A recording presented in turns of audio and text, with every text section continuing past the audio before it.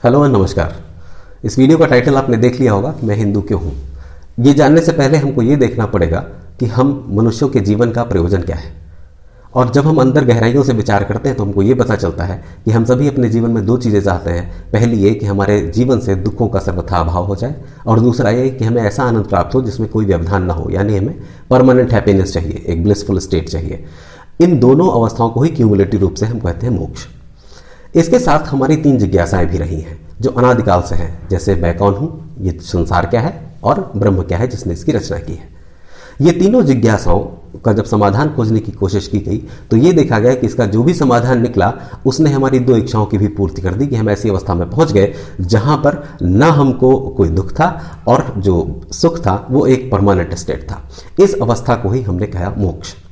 जब हम बात करते हैं मोक्ष की, इसके लिए कई डिफरेंट टर्मिनोलॉजीज हैं, जैसे कि जीवन मुक्ति, विदेह मुक्ति, मोक्ष, मुक्ति, ईश्वर की प्राप्ति, आत्मज्ञान, या आप जितने भी इस तरह के टर्मिनोलॉजीज में थोड़ा थोड़ा डिफरेंस है, लेकिन मूलभूत तत्व उसका एक ही है। जब तक आपको अपने पूरे अस्तित्व का, सत्ता का पता नहीं चलता है, तब तक आपके ये न प्रश्न खत्म होंगे, न जिज्ञासाएं खत्म होगी, न आपकी कोई इच्छा की पूर्ति होगी। इसे ही हम आध्यात्मिक लक्ष्य कहते हैं।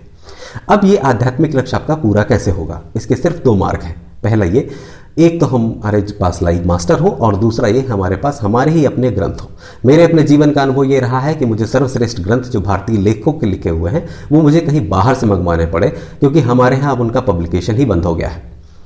तो अब आप ये देखिए, आप अपने घर में देखिए, आपके पास घर में सिर्फ दो ही आध्यात्मिक पुस्तकें मेजॉरिटी ऑफ द पीपल के पास मिलेंगी, जो है रामचरितमानस और दूसरी है भगवत गीता, और वो भी लाल कपड़े में पैक होगी और आपके पूजा घर में कहीं रखी होगी। ध्यान रखिए, पुस्तकों का प्रयोजन उनका पूजा करना नहीं है। पुस्तकों का प्रयोजन है कि उसको अच्छे पाठक मिले और आप उसको भली भांति उसका अध्ययन करके किसी नतीजे पर पहुंचे। तो ये होगी ग्रंथ। और दूसरी बात आती है हमारे गुरु। आजकल की स्थिति ऐसी है कि हमारे, आप याद करिए, आपके ही घर में साधु संत को आए हुए, जब वो आपके घर आए हो, आपने उनको भोजन कराया हो, उन्होंने आपको उपदेश किया हो, ऐसा कब हुआ था?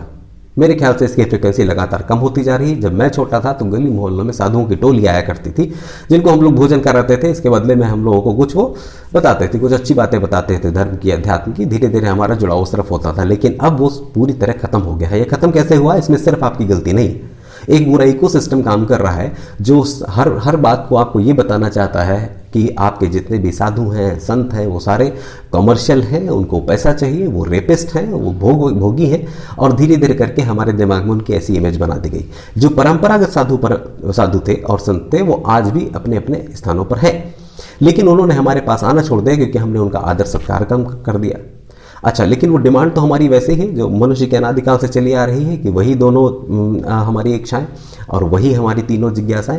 तो वो मूलभूत तो डिमांड है। अब डिमांड है तो सप्लाई होनी चाहिए। तो सप्लाई के जगह पे कौन आ गए? फिर हमारे कमर्शियल गुरुज आ गए, जिनको मीडिया खड़ा कर देता है। वो रातों रात गुरु बन जाते हैं और आपको लगता है कि थोड़े से भजन पूजन कीर्तन के बाद ही आपकी आध्यात्मिक यात्रा प्रारंभ हुई। जी नहीं, वो गलत है। जब तक आपके अनुभव, आपके ग्रंथ में लिखे हुए प्रमाण और आपके गुरु के वचन, इन तीनों में सिंक्रोनाइजेशन नहीं है, आप एक गलत मार्ग पर हैं। ये कसौटी है। तो अब मुश्किल ये है कि ये जो कमर्शियल गुरुओं के जंजाल में हम फंस गए और धीरे धीरे हमने अपने परंपरागत रिचुअल्स को, अपने गुरु को और अपने ग्रंथों से हम दूर होते चले गए हैं। उसका परिणाम ये हुआ जो आज आप समाज में देख रहे हैं। कहीं राम पर लांछन लगाए जा रहे हैं, कहीं कुछ कहीं कुछ। तो अब हमारा कर्तव्य क्या है? हमारा कर्तव्य ये है कि अगर हम आध्यात्मिक यात्रा प्रारंभ करना चाहते हैं, हम ये चाहते हैं कि हमारे जीवन से दुख खत्म हो, परमानंद बना रहे, और प्लस हमको ये पता लगता रहे कि मैं कौन हूँ, मेरी स्व की स्थिति क्या है, जगत क्या है और ब्रह्म क्या है, तो ऐसी अवस्थाओं के लिए हमको वापस गुरु और ग्रंथों की शरण में जाना पड़ेगा। आज इतना ही। Thank you very much.